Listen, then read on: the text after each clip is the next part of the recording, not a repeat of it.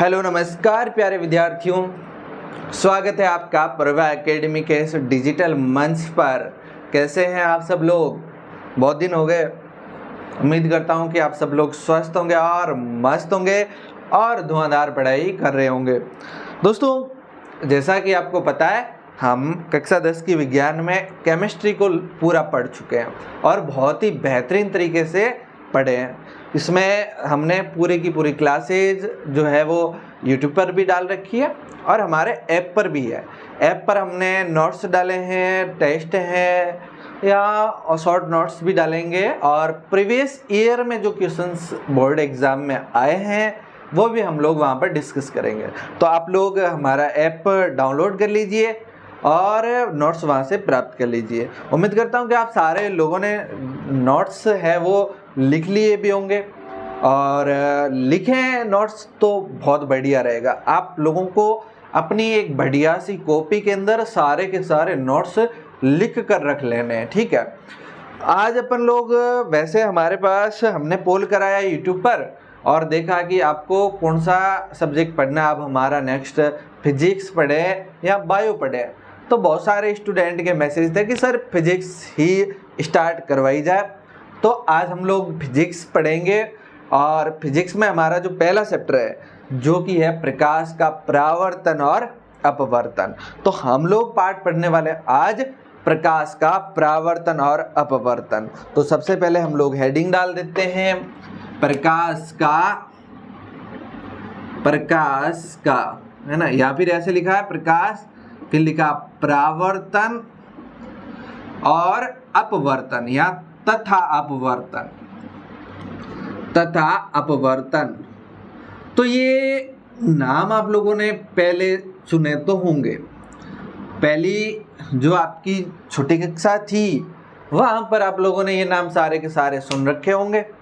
तो आज हम लोग बात करेंगे प्रकाश के बारे में। तो देखिए, सबसे पहली बात तो प्रकाश क्या है।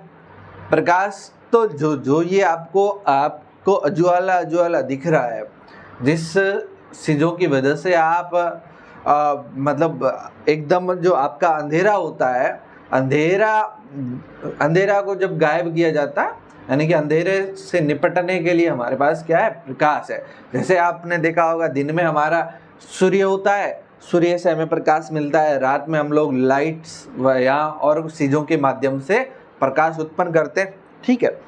दूसरी बात यह है कि प्रकाश क्यों, तो देखिए प्रकाश की आवश्यकता क्यों है।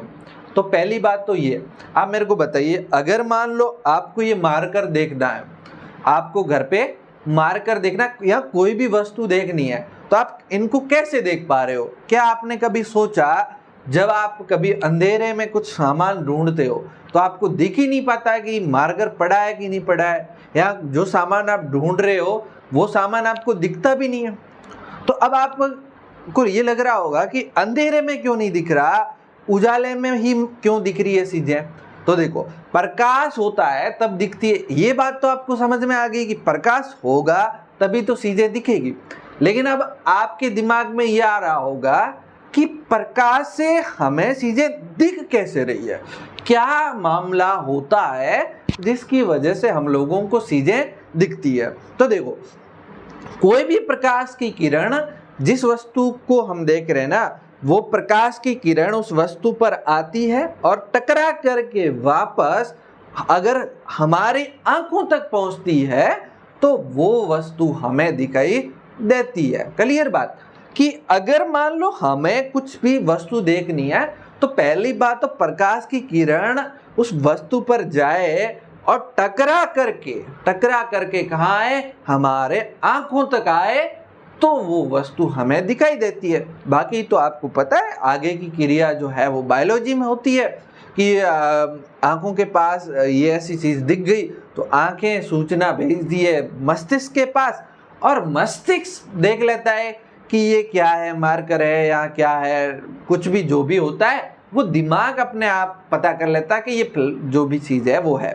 लेकिन बाहर की यानी कि फिजिक्स की बात ये है कि कोई भी प्रकाश की किरण अगर किसी वस्तु से टकरा करके वापस आपकी आंखों तक आती है तो आपको चीजें दिखाई देती है। अब आपको समझ में आ गई कि चीजें कैसे दिखाई दे रही है। अब दूसरी बात यह है, अगर किसी की आंखें ही खराब हो, दिख ही नहीं रहा है, तो वो तो उसकी आंखों की प्रॉब्लम है, फिजिक्स की प्रॉब्लम नहीं है, वो तो उसके बायोलॉजिकल प्रॉब्लम है, तो वो डॉक्टर सही करता है। लेकिन अगर हमें मान लो अंधेरे में वस्तु नहीं दिख रही है, क्यों नहीं दिख रही है? क्योंकि वहां प्रकाश की किरण कोई आ ही नहीं रही है और वस्तु पर टकरा ही नहीं रही है, और टकरा कर हमारे आंखों तक ही नहीं आ रही है। तो आप लोगों को अगर कुछ देखना है, कुछ भी देखना है, तो आपको प्रकाश की किरण को उसके ऊपर डालना, उसके बाद प्रकाश की किरण को आपको कहाँ, आपकी आंखों तक पहुंचाना। ठीक है, अब बात देखो, ये तो आप लोगों को बात समझ में आएगी। अब आप कह रहे होंगे ये प्रकाश की किरण है क्या? प्रकाश की किरण है क्या? कौन है प्रकाश की किरण? प्रकाश कौन, किरण कौन? प्रकाश तो लड़के का नाम लग रहा है, किरण लड़की का नाम लग रहा है। तो प्रकाश की किरण है क्या? प्रकाश की किरण है क्या? प्रकाश किरण ये किसी लड़के या लड़की के नाम नहीं है, लड़के या लड़की के नाम नहीं है। ये प्रकाश जो है, लाइट जो है, वो है ना, वो आपका सरल रेखीय पथ में गति करता है। सरल रेखीय पथ में, कौन से रेखीय पथ में? सरल रेखीय पथ के अंदर। इसका मतलब आप समझ रहे हो? सरल रेखीय पथ का मतलब आप समझ रहे हो कि नहीं समझ रहे हो? सरल का मतलब सीधी, रेखीय मतलब रेखा, और पथ का मतलब मार्ग, यानी कि सीधी रेखा में गमन करता है प्रकाश, सीधी रेखा के अंदर गमन करता है। भाई प्रकाश जो है ना सीधी रेखा में करता है। ऐसे नहीं है कि मान लो, अगर मान लो आप दीवार है आपके आगे, तो प्रकाश ऐसे नहीं है कि यूं जा रहा है फिर यूं होके आपकी तरह से, आप जैसे घर जाते हो ना स्कूल से छुट्टी होते, तब आप सीधे सीधे घर नहीं जाते हो, आप कभी कहीं जाते हो, कभी कहीं जाते हो, कभी कहीं जाते हो। तो उस तरह से प्रकाश नहीं जाता, प्रकाश जाता सीधा सीधा सीधा सीधा, प्रकाश जाता है सीधा सीधा। तो जो आपका प्रकाश है वो एक सीधी रेखा में गमन करता है, सीधी रेखा में गमन करता है। ठीक है ना, बात क्लियर? जैसे मान के चलो, मान लो यहाँ पर कोई आपका बल्ब है, यहाँ पर क्या है, चलो बल्ब का, ये आपका क्या है, बल्ब। अगर यहाँ से प्रकाश जा रहा है, जहाँ जहाँ जा रहा है, मान लो यहाँ पर कोई आपकी वस्तु है, एक्स वस्तु है, अगर यहाँ तक प्रकाश जा रहा है तो ये ऐसे सीधा सीधा जाएगा, तो सीधी रेखा में गमन करेगा।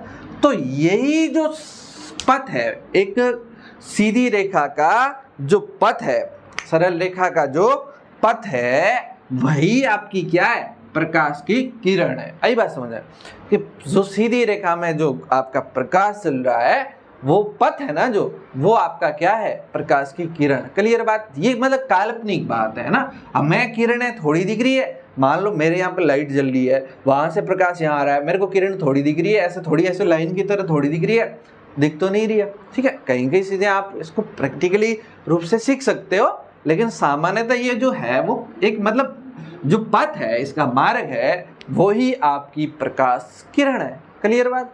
वही आपकी क्या है भाई, प्रकाश किरण है। क्लियर?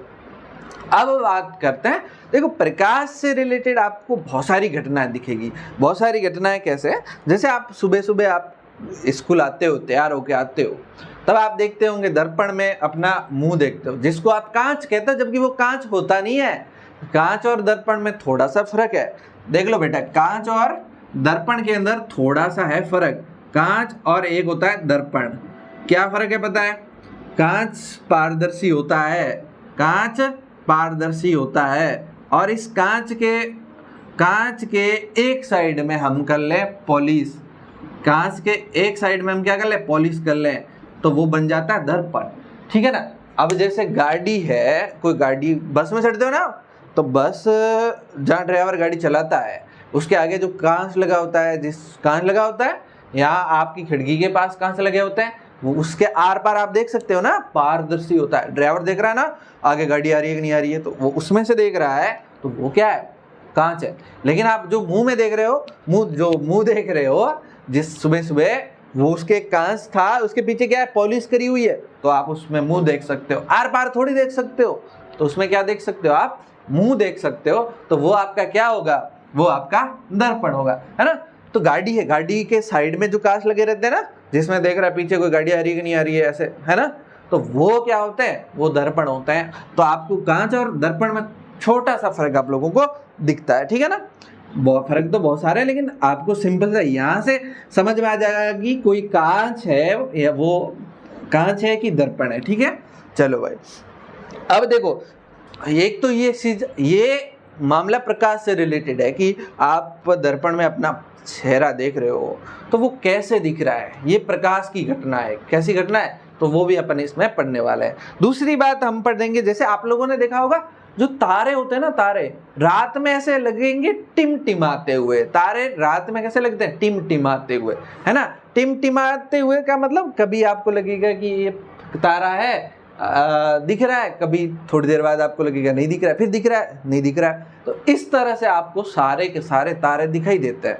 अब वो बंद होता है, जैसे आप सोचो, मान लो आपके घर में बल्ब है, उसको चालू करो, बंद करो, चालू करो, बंद करो, वैसे हो रहे हैं तारे। अब बताओ, तारे वैसे हो रहे हैं। कोई तारों को ऐसा थोड़ी है, कोई ऊपर बैठा बैठा आदमी तारों को बंद कर रहा है, फिर वापस चालू कर रहा है, फिर से बंद कर रहा है। यहाँ वो आप देखा होगा ना, जैसे घर में जो घर की सजावट की लाइट आती है ना, वो एक बार बंद होती है, चालू होती है, बंद होती है, चालू होती है। तो ऐसा तो है नहीं तारे, वो ऐसा थोड़ी है कि हमारे ऊपर डेकोरेशन किया हुआ है और पूरे तारे ऐसे टिमटिमा रहे हैं, ऐसा तो नहीं है। तो तारे तो जो होते हैं, वो तारा तो एक, सूर्य भी एक तारा है। तो तारे तो हमेशा प्रकाश देते हैं, तो फिर वो एकदम प्रकाश जाता कहाँ है, इसके पीछे फिजिक्स है, पढ़ेंगे अभी। ठीक है ना। इसके अलावा हम क्या पढ़ने वाले हैं, अच्छा आप लोगों ने देखा होगा बारिश के दिनों के में इंद्रधनुष बनता है, आकाश के अंदर क्या बनता है, इंद्रधनुष बनता है।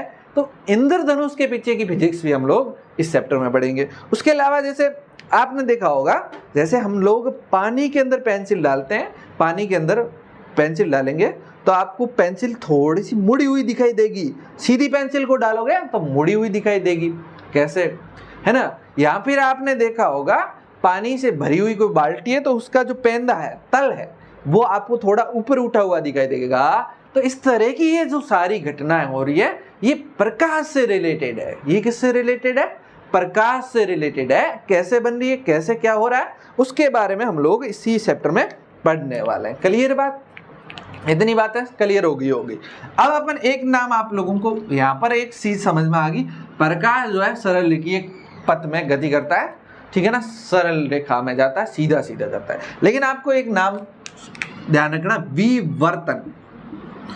विवर्तन, देखो विवर्तन क्या है, कुछ भी नहीं है, सिंपल सा। देखो एक बात बताओ मेरे को, अगर मान लो यहाँ पर आपने एक कांच रखा हुआ है, कांच रखा हुआ है, ये क्या है, कांच है। तो यहाँ से प्रकाश आ रहा है तो सीधा सीधा इसको पार करके यूं सीधा सीधा चला जा सकता है। अगर मान लो यहाँ पर हम लोगों ने एक पत्थर रखा हुआ है, यहाँ पर हमने क्या रखा हुआ है, पत्थर रखा हुआ है, तो प्रकाश की किरण इससे टकराएगी, प्रकाश की किरण टकराएगी तो आगे थोड़ी जा पाएगी, आगे नहीं जा पाएगी। तो ऐसे थोड़ी करेगी, यहाँ से यूं मुड़ के यूं जाएगी क्या, नहीं जाएगी। तो क्या करेगी, ये वापस आ जाएगी। ये क्या आ जाएगी, वापस आएगी। और वापस कैसे आएगी वो तो अपन बाद में पढ़ेंगे, लेकिन आपको यहाँ पर ये दो बातें ध्यान रखनी है कि जो पारदर्शी है, पारदर्शी कोई भी पदार्थ है, प्रकाश उसको पार करके चला जाता है। लेकिन जो अपारदर्शी है उनको पार नहीं करता, प्रकाश को टकरा के वापस आ जाता है। प्रकाश टकरा के क्या करता है, वापस आ जाता है। लेकिन अब आपको एक और सिंपल सी बात ध्यान रखनी, अगर कोई भी अपारदर्शी वस्तु है, कोई भी क्या है, अपारदर्शी वस्तु है और क्या है, बहुत छोटी है, छोटी सी है। मान लो धूल का कण है, बहुत छोटी है। पारदर्शी वस्तु कैसी होनी चाहिए, अपारदर्शी। अपारदर्शी वस्तु हो और क्या हो, बहुत अत्यंत छोटी हो, अत्यंत छोटी हो। ऐसे नहीं, बड़ी नहीं होनी चाहिए, बहुत छोटी हो। तो प्रकाश क्या करता है, तो प्रकाश थोड़ा सा मुड़ के निकल जाता है। तो प्रकाश क्या करता है, उसके पास से थोड़ा सा मुड़ के निकल लेता है। ठीक है ना, अभी बात समझ में, क्लियर, सिंपल बात है। अगर मान लो ये दो चीजें देख ली, तीसरी बात ये है कि मान लो यहाँ पर ये एक छोटी सी, छोटा सा कण है, धूल का है या किसी का भी है, अपारदर्शी अत्यंत छोटी वस्तु है या छोटा कण है, तो प्रकाश ऐसे आएगा और इससे थोड़ा सा यूं होके ये विचलित होके, मतलब थोड़ा सा साइड में होके निकल जाएगा। तो इस घटना को हम क्या कहते हैं, विवर्तन कहते हैं। क्लियर बात, प्रकाश इसके छोटे से कण के पास से टकरा करके चला जाएगा, थोड़ा सा साइड से मुड़ करके चला जाएगा, मुड़ेगा, साइड से मुड़ेगा और आगे चला जाएगा, इस घटना को हम प्रकाश का क्या कहते हैं? विवर्तन कहते हैं। क्लियर बात? अगर आपसे पूछे विवर्तन क्या है, तो प्रकाश जो है वो अपारदर्शी अत्यंत छोटी वस्तु से जब पास से मुड़कर निकल जाता है, तो इस घटना को हम फिजिक्स में क्या बोलते हैं? विवर्तन बोलते हैं। क्या बोलते हैं? विवर्तन बोलते हैं। ठीक है ना? चलो, इसके प्रकाश के बारे में बहुत सारी बातें हैं। जब आप बड़ी क्लास में जाओगे 11th 12th के अंदर, फिजिक्स के अंदर ये सारी बातें बड़े लेवल पे पढ़ोगे, लेकिन अभी आपको सिर्फ इतना ही ध्यान रखना है। ठीक है? क्लियर बात है? चलो भाई, यहाँ ये जो हम लोगों ने डिस्कस किया है, इसके बाद हम लोग आगे बात करेंगे प्रकाश के परावर्तन की। क्या बात करेंगे भैया? प्रकाश का परावर्तन। प्रकाश का क्या? परावर्तन। अभी हम बात करने वाले प्रकाश का परावर्तन। देखो, प्रकाश का जो परावर्तन है, प्रकाश का, यहाँ दूसरी हेडिंग लगा देते हैं, प्रकाश का परावर्तन। परावर्तन देखो, आप लोगों को वैसे तो पता होगा, लेकिन सिंपल सा मैं भी बता देता हूं कि अगर कोई भी प्रकाश की किरण किसी माध्यम से, किसी वस्तु से टकरा के उसी माध्यम में वापस आ जाए, है ना, कोई भी प्रकाश की किरण किसी वस्तु से टकरा कर उसी माध्यम में वापस लौट जाए, तो इस घटना को हम प्रकाश का क्या कहते हैं? परावर्तन कहते हैं। क्लियर बात? जैसे देखो भाई, जैसे मान को चलो यहाँ पर एक दर्पण है, दर्पण समझ रहे हो? दर्पण को पार करके, ये दर्पण है, ये कांच था, इसके चारों तरफ अगर हम लोग पॉलिश करते हैं तो हम इसे दर्पण बोलते हैं। तो हम इसे क्या बोलते हैं? या इसको ऐसे बना देते हैं, तो हम लोग इसे क्या बोलते हैं? दर्पण बोलते हैं। तो इसे हम क्या बोलते हैं? दर्पण बोलते हैं। अगर एक साइड में हमने क्या कर दी? पॉलिश कर दी। ये इस तरह से आप भी जब डायग्राम बनाएंगे ना, तो इस तरह से आप लोगों को बनाना है। तो ये क्या? एक दर्पण है। ठीक है? ये क्या? एक दर्पण है। ठीक है? अगर मान लो प्रकाश की किरण इस साइड से आ रही है, ये यहाँ टकराई और टकरा करके, ये मान लो माध्यम है, एक माध्यम 1, इसको माध्यम 1, ये कांच, ये जो दर्पण है इतना बड़ा मान लो हो, कितना भी बड़ा हो, ये माध्यम आपका 2 कहलाएगा। ये आपका माध्यम कौन सा भैया? 2 माध्यम। अब देखो, प्रकाश की किरण यहाँ से आ रही थी माध्यम 1 से, और ये यहाँ इस दर्पण से टकरा के वापस इसी माध्यम में चली गई, तो इस घटना को हम क्या कहते हैं? प्रकाश का परावर्तन बोलते हैं। इस घटना को प्रकाश का परावर्तन बोलते हैं। क्लियर बातें हैं? ठीक है ना?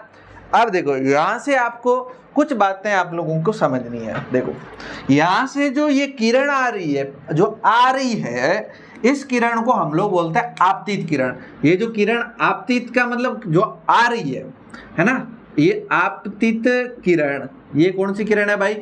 आपतित किरण है। तो जो वापस जा रही है, परावर्तित होके जा रही है, इसलिए इसे परावर्तित किरण बोलते हैं। इसलिए इसे क्या बोलते हैं? परावर्तित किरण बोलते हैं। परावर्तित किरण बोलते हैं। क्लियर बात? ये परावर्तित किरण है। अच्छा, ये जो है, ये तो आपका क्या है? दर्पण है। ये तो आपका क्या है? दर्पण है। ठीक है? अब आप देखो, जिस तल पर जो ये है, ये आपतन बिंदु कहला, जिस तल पर या जिस बिंदु पर ये आपतित हो रही है, इसे आपतित बिंदु बोलते हैं। इसे क्या बोलते हैं? आपतित बिंदु बोलते हैं। इसको आप क्या बोलते हैं? आपतित बिंदु बोलते हैं। क्लियर? ठीक है? ये नाम आप लोगों को ध्यान में रखना है। ठीक है? अब आप एक नाम सुना होगा आप लोगों ने, अभिलंब। अभिलंब क्या है? अगर हम लोग किसी भी सतह से 90 डिग्री का कोण बनाते हुए कोई रेखा खींचते हैं, तो वो अभिलंब होती है। तो हम यहाँ पर अगर आपतित बिंदु पर एक अभिलंब बनाते हैं, आपतित बिंदु पर क्या बनाते हैं? एक अभिलंब। तो ये क्या है? अभिलंब है। और यहाँ पर जो ये कोण बनेगा, यहाँ पर ये जो कोण बनेगा 90 डिग्री का बनेगा, आपको पता है?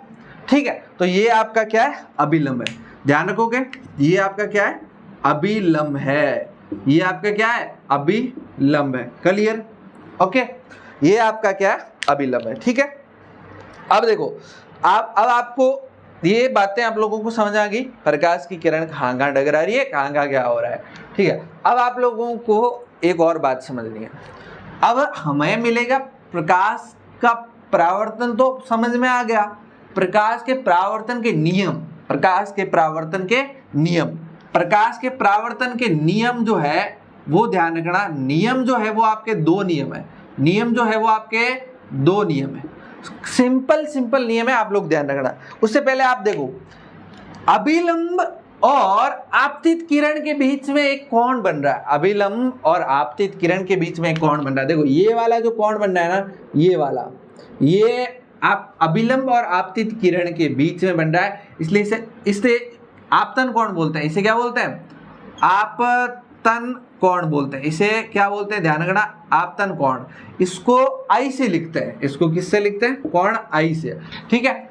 और ये वाला जो कोण बन रहा है अभिलंब और परावर्तित किरण के बीच में, अभिलंब और परावर्तित किरण के बीच में जो कोण बन रहा है, इसे बोलते हैं परावर्तन कोण।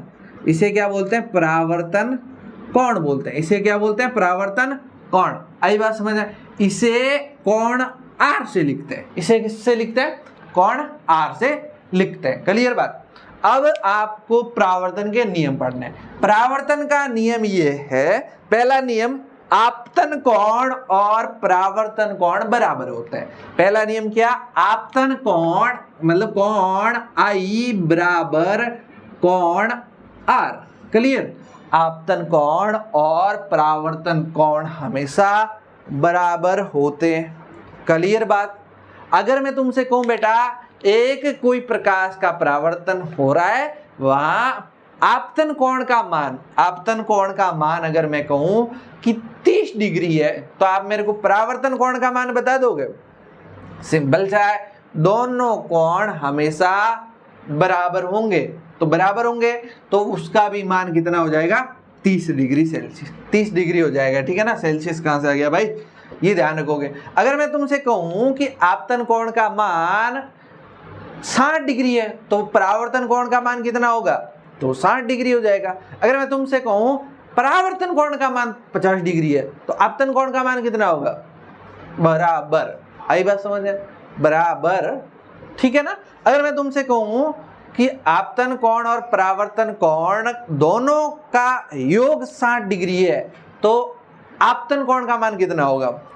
तो आपतन कोण का मान कितना होगा? कितना होगा भैया? कमेंट करके बताओ, कमेंट करके बताओ आपतन कोण का मान कितना होगा। अब हम क्या, मैंने क्या कहा? सिंपल सा आपको प्रश्न ये पूछा, कोई भी कोण आई प्लस कोण आर बराबर 60, तो आप बताओ कोण आई का मान कितना होगा? कोण आई का मान कितना होगा? कमेंट करके बताओ। ठीक है, चलो भाई, अब हम बात करते हैं दूसरे नियम की। तो दूसरे नियम का दूसरा नियम ये है, आपतित किरण, परावर्तित किरण और अभिलंब तीनों ही आपतित बिंदु पर एक ही तल पर होते हैं। ठीक है? क्या कि आपतित किरण, परावर्तित किरण और अभिलंब तीनों ही, देखो यहां से आप देखो, ये आपतित किरण, परावर्तित किरण और आपका ये अभिलंब, और ये आपका अभिलंब, यहाँ पर तीनों ही एक ही बिंदु आपतन बिंदु पर स्थित होता है। ध्यान रखना, ऐसा नहीं हो बेटा, अगर मान लो आपने ये इस तरह से कोई दर्पण बना रखा है, यहाँ से ये आपतित किरण आ रही है, यहाँ से परावर्तित किरण आ रही है और यहाँ पर अभिलंब है, तो यहाँ पर ये इसका तल यहाँ है, इसका तल यहाँ है, यहाँ है, तो ये ऐसा नहीं होता है। ध्यान रखना, सारे के सारे तीनों के तीनों एक ही बिंदु यानी कि आपतित बिंदु पर स्थित होते हैं। क्लियर बात? तीनों ही के तीनों किस पर स्थित होते हैं? तीनों के तीनों आपके कहां पर स्थित होते हैं? आपतित बिंदु पर स्थित होते हैं। ठीक है बात? ठीक है ना बात? चलो भाई, ये बात है। अच्छा देखो भाई, ये तो है हमारा समतल दर्पण। कैसा है? समतल दर्पण। समतल दर्पण पे हम लोग पढ़ रहे हैं परावर्तन। ये वैसे चीजें हम लोगों ने पहले भी पढ़ रखी है। समतल दर्पण पे परावर्तन है वो हम लोगों ने पहले ही पढ़ रखा है। ठीक है, अब आप लोगों को वैसे पढ़ना कौन सा है? गोलीय दर्पण पढ़ना है। हमारे फिजिक्स में कौन सा, हमारे 10th की फिजिक्स में कौन से दर्पण है? गोलीय। ये तो समतल है। इससे रिलेटेड 2-3 बातें आप और ध्यान रख लो। पहली बात तो जो इसमें जो प्रतिबिंब बनता है, प्रतिबिंब जो बनता है उसकी साइज जो होती है, प्रतिबिंब की साइज जो होती है, साइज जो होती है वो होती है, साइज जो होती है बराबर होती है किसके? बिंब के बराबर। प्रतिबिंब की साइज कितनी होती है? प्रतिबिंब की साइज होती है बिंब के बराबर। मतलब जितना प्रतिबिंब बनेगा ना, जो प्रतिबिंब का मतलब जो दर्पण के अंदर, जैसे आप कांच देख रहे हो, जो मतलब सुबह सुबह मुंडा देख रहे हो ना दर्पण के अंदर, दर्पण के अंदर ये तो आप जो हो जिसका देख रहे हो वो तो है बिंब, यहाँ उसे कहते हैं वस्तु, और जो अंदर जो दिख रहा है दर्पण के अंदर उसे क्या बोलते हैं? उसे बोलते हैं प्रतिबिंब। ठीक है, तो प्रतिबिंब कितना बड़ा बनता है? समतल दर्पण है तो उस वस्तु के बराबर, यानी कि बिंब के बराबर बनता है। क्लियर बात? दूसरी बात, बनता कहां पर है?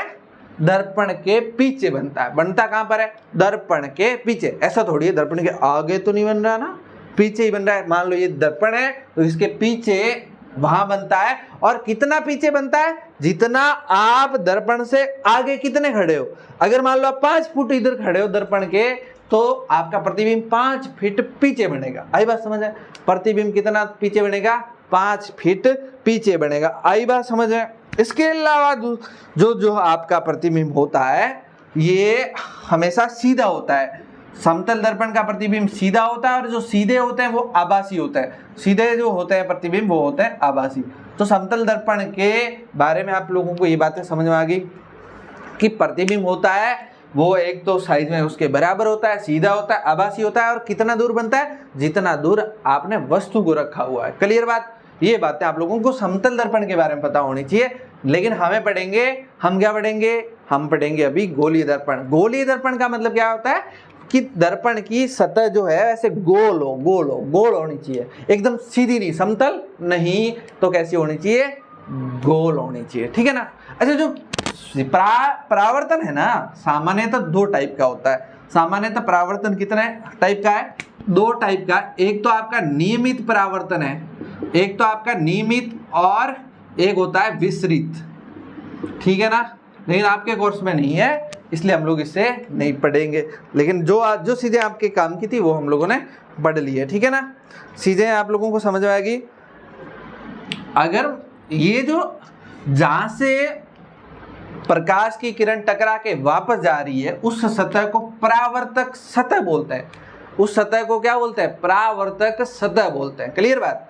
जैसे यहाँ से ये जो जा रही है ना, तो यहाँ से टकरा के किरणें वापस जाएगी ना, तो ये वाली जो सतह है ना, इस सतह को परावर्तक सतह बोलते हैं। अगर किसी की परावर्तक सतह थोड़ी समतल नहीं है, गोल है, तो वो गोलीय दर्पण है। तो वो कैसा दर्पण हो जाएगा? गोलीय दर्पण। ठीक है ना? तो ये बातें हम लोग कल पढ़ेंगे। लेकिन उससे पहले आप लोग ये वाला जवाब दो, और उसके अलावा एक जवाब और दो, मेरे को आप दे दोगे?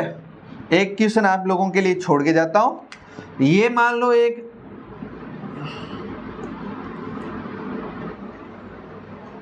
ये आपका क्या है? एक परावर्तन हो रहा है दर्पण पे, और आपको मैं बताऊं ये वाला जो कोण है, ये वाला, ये मान लो कोण आई है, ये कोण आर है, और ये वाला जो कोण है वो आपका 65 डिग्री है, 65 डिग्री का है। तो आपको कोण आई व कोण आर का मान ज्ञात करना है। कोण आई और कोण आर का मान ज्ञात करना है। लेकिन आपको ध्यान रखना ये वाला कोण कितना है? 65 डिग्री है। स्क्रीनशॉट ले लो, यहाँ लास्ट में वीडियो रोक के करके कमेंट में बता देना, व्हाट्सएप पे भेज देना हमारे प्रव्या एकेडमी के, या फिर आप ऐप पर मैसेज करके भेज देना। ठीक है ना? इतनी बातें हम लोगों ने आज लोग पढ़ी है, और मुझे पूरा भरोसा है कि आप लोगों को समझ में आई होगी। अगर नहीं आई है तो कुछ चीज़ें अगर आपको डाउट है तो आप कमेंट करिए, हम लोग आपको उसका सॉल्यूशन दे देंगे। ठीक है? दूसरी बात यह है कि फिजिक्स का बहुत ही इंटरेस्टिंग चैप्टर है और बढ़िया स्कोर वाला चैप्टर है, और इसमें एक नंबर भी कटने के कोई चांस नहीं है अगर आप लोगों ने ध्यान से पढ़ा और रेगुलर क्लासें ली और नोट्स बनाए। जो क्लास में हम यहाँ पर बता रहे हैं उसके अलग नोट्स, और जो हम नोट्स दे रहे हैं उसको भी बनाओ, ताकि आपकी मेहनत होगी और इस तरह से आप प्रैक्टिस करेंगे। फिजिक्स में क्या है, फिजिक्स लोगों को लगती है थोड़ी हार्ड है, लेकिन आप अगर प्रैक्टिस करते रहोगे, प्रैक्टिस के साथ साथ फिजिक्स बहुत आसान हो जाएगी, मज़ा आ जाएगा। तो इसलिए प्रैक्टिस करते रहिए। इसमें गणित काफ़ी लगेगी, इसलिए आपको गणित भी आनी चाहिए, गुणा भाग जोड़ बाकी सब आना चाहिए। ठीक है ना? चलिए भाई, ठीक है, बाकी वाली चीज़ें पढ़ते हैं फिर कल। और कल मिलते हैं इसी समय। और अपने दोस्तों के साथ शेयर कर दो वीडियो को ताकि वो भी जुड़ जाए। सारे के सारे दोस्तों के साथ शेयर करो, है ना। यूट्यूब पर हमारी लाइव क्लास तब होगी जब हमारे सब्सक्राइबर हो जाएंगे 1000 से अधिक, ठीक है ना। उससे पहले हम लोग लाइव क्लास तो लेने वाले नहीं है। तो आप लोग चाहते हो कि हमें लाइव देखें तो आप लोग क्या करें, फिजिक्स के सारे वीडियो हमारे दोस्तों के साथ शेयर करो ताकि जिन जिन को फिजिक्स पढ़नी है वो जुड़ जाएंगे, फिर हम पढ़ेंगे लाइव, ठीक है। मिलते हैं फिर कल, तब तक के लिए बाय बाय, टेक केयर, ख्याल रखिए और मस्त पढ़ाई करिए। थैंक यू वेरी मच बच्चों।